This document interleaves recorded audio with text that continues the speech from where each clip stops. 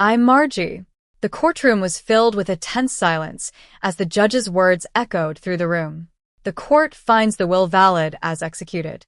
The contest is dismissed. Plaintiffs to bear defendants' reasonable attorney's fees. It was a moment of vindication, but also a bittersweet one. I had won the legal battle, but at what cost? My family, once a unit, was now fractured beyond repair. Let me take you back to that fateful Christmas Eve.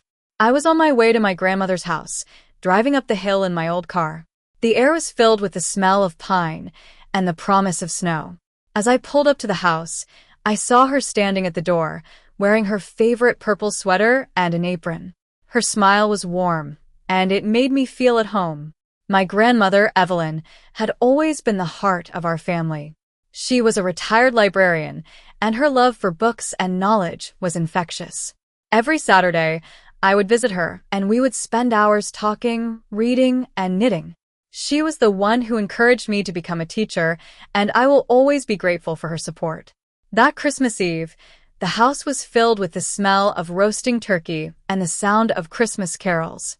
My parents, Carl and Lisa, my older brother, Jake, and my younger sister, Amy, were all there. But something felt off. There was an undercurrent of tension in the air, and I couldn't put my finger on it. After dinner, my grandmother stood up and cleared her throat. I have something I'd like to give each of you, she said. She opened a small wooden box and took out 5 identical envelopes. She walked around the table and placed one beside each of us. My father was the first to open his envelope. His face went from surprise to confusion to anger. "This is a joke, right?" he said. Inside the envelope was a check for $5 million. Jake laughed. "Grandma, are you serious? You can't be giving us this kind of money." Amy rolled her eyes. "This is ridiculous. There's no way this is real." My mother looked at me, her eyes filled with concern. "Margie, what do you think?" I looked at the check in my hand. It was real. I could feel it. I folded it and put it in my purse. "Thank you, Grandma," I said. My grandmother smiled. "You're the only one who gets it, Margie. You've always been there for me, without expecting anything in return." The next morning, I went to the bank to verify the check. The manager, Mr. Thompson, looked at me with a strange expression on his face. "This is real, Ms. Thompson," he said. "Your grandmother has been a client of ours for many years, and she has a substantial amount of money in her account." I was in shock. I had no idea that my grandmother was so wealthy. I drove back to her house, still trying to process what had just happened. When I got there, my family was already there, waiting for me. They were all angry, and they wanted to know why I had kept the check. "Margie, you can't just keep this money for yourself," my father said. "It belongs to all of us." I looked at him, my eyes filled with tears. "This money is a gift from Grandma. She wanted me to have it, and I'm going to respect her wishes." My father shook his head. "You're being selfish, Margie. You're not thinking about the rest of the family." I turned to my mother. "Mom, you know how much Grandma loved me. She wanted me to have this money because she knew I would use it wisely." My mother looked at me, her eyes filled with sadness. "I understand, Margie, but your father is right. This is a family matter, and we need to discuss it." I knew that there was no point in arguing with them. I packed my things and left the house. I drove to my apartment, feeling alone and confused. Over the next few months, my family tried to convince me to give them the money. They called me, texted me, and even showed up at my door. But I refused. I knew that my grandmother had given me the money for a reason, and I wasn't going to let them take it away from me. Then one day, I received a letter from a lawyer. It was a lawsuit filed by my family, alleging that I had manipulated my grandmother into leaving me the money. I was devastated. I couldn't believe that my own family would do this to me. I hired a lawyer, Mr. Johnson, to represent me in the case.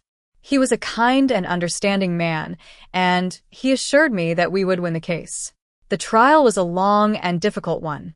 My family's lawyer tried to paint me as a greedy and selfish person, but Mr. Johnson was able to prove that my grandmother had made the decision to leave me the money on her own. In the end, the judge ruled in my favor. The lawsuit was dismissed, and my family was ordered to pay my legal fees. But the damage had already been done. My family was no longer speaking to me, and I felt like I had lost them forever. After the trial, I decided to take a break from my life. I rented a small cottage in a town in Maine, and I spent the next few months reading, writing, and reflecting on my life. One day, I received a letter from my mother.